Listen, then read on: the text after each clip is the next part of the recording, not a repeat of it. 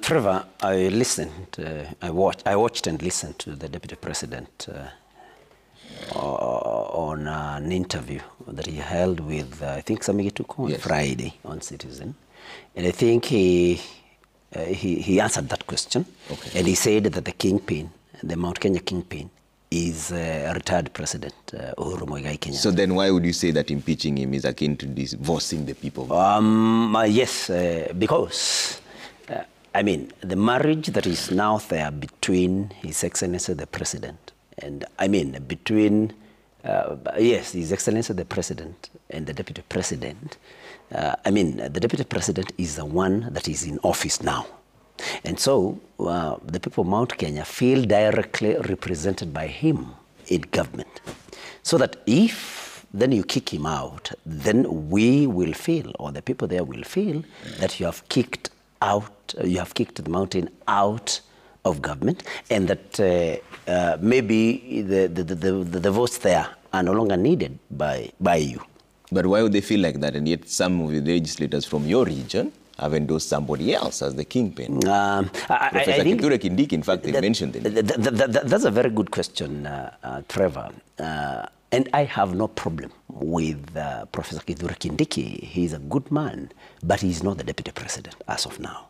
And to answer your question about the legislators that are maybe supporting the impeachment, and I'm aware that there are many, not many, but I mean a number of legislators from the mountain that are supporting the impeachment.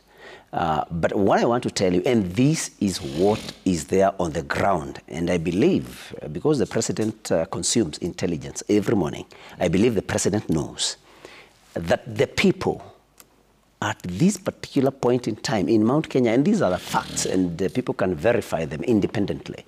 Whatever is on the ground in Mount Kenya, the people are not with the legislators this time around.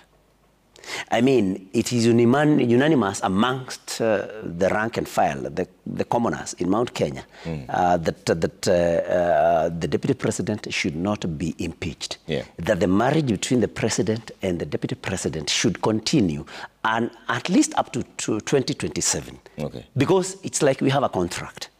I mean, between 2022 to 2027, I mean, it is President William Ruto with Rigathi Gachagua as his deputy. So who's saying the truth in the mountain? Because there are MCAs, there are MPs, then during check have said that they I would avoid to discuss about during Jeke, because we also have a Kikuyu Council of Elders. We call them Keama. We have Keama. I mean, there are many groupings of these Council of Elders. True. So how do you determine that the people on the ground are with the Deputy President and not with the other axis? No, you just listen to the ground, Trevor. Some of us are always there. When you hear the Deputy President talk about listening to the ground, it's listening to the people, commoners. I mean, you go out there, you meet some old ladies maybe in the village, and you know, you gauge how they feel from one village to another.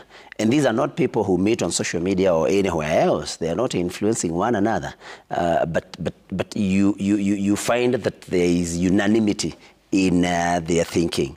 And they believe, whether rightly or wrongly, that their man is being fought. They believe, and that is why I actually beseech the president once again not to allow this. They believe that Gachagua, they believe the community was duped into this particular arrangement because there is a perception that Gachagua is being fought. In fact, the bigger perception again is that the community is under siege. It's a dangerous thing. And that's why I say I would like to again beseech the president, whom I love personally and whom the people of Mount Kenya have no problem with, to avoid this, because it will take him to a place with the people of Mount Kenya that is not very desirable if he allows it to continue. So in plain language, you're saying you'll vote against him should that happen? Not exactly. You know, I mean, it will be a divorce, like I started by saying, if this guy is impeached. And I think to the Right Honorable Raila Odinga also, I think I would also want to appeal to him not to allow his members of parliament to support this. Because again, you never know what happens tomorrow. And looking at some of this, when I talk about divorce, Trevor, we are also students of history.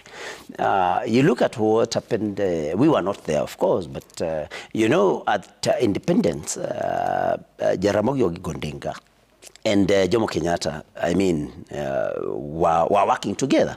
When eventually Kenyatta kicked out Jaramogi Oginga Odinga from the vice presidency, there was a problem between the two communities, which only came to be mended again in 2002. When Raila supported Kibaki, and the relationship went very well. But then there was some betrayal, in quotes, again leading to a very big difference between the two communities in 2007. And so these things. So in 1966, it was not only between Jaramogi and Kenyatta. It came to the communities. In 2007, after 2002, the same was repeated. Now, and then in 2007, there was that very big problem between the Kalenjin and the Kikuyu community or the Mount Kenya community, which again we were able to mend in 2013, like I had said, when Uhuru and Ruto came together. And this is what led the winning also of President William Ruto in 2022. Okay. So we should not take it as a matter between His Excellency the President and the Deputy President, because I have given you a historical perspective. So when these two, when these two now, divorce like that, it will mean the two communities. And I've given a historical perspective. So why should we go that route while we can avoid, we have an opportunity to avoid going through that route?